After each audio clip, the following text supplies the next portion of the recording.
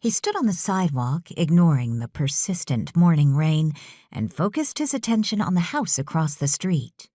He had almost missed it, almost walked right by. Looking at it now, he realized it was both familiar and almost unrecognizable.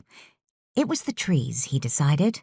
Not only more trees than he remembered, but much larger, and the neighboring houses. So many houses.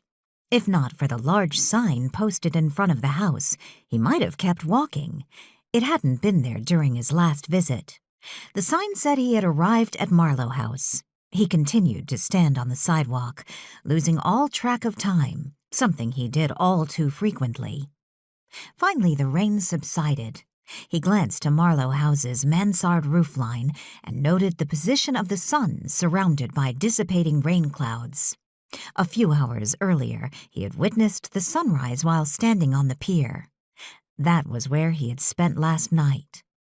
When first returning to Frederickport, the car he had been following turned a corner, disappearing from sight. The unfamiliar sights had distracted him. Many new buildings, and the roads now all paved. Once he found the pier, it had been the touchstone he needed to convince himself he had indeed returned to Frederickport. It simply was not the Frederickport he remembered.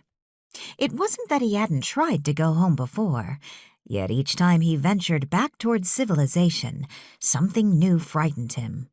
First, it was the horseless carriages that increased in numbers, followed by paved roads, and later more of those carriages, in unimaginable shapes, going terrifyingly faster and faster. He might have remained in the mountains if he hadn't seen Alex.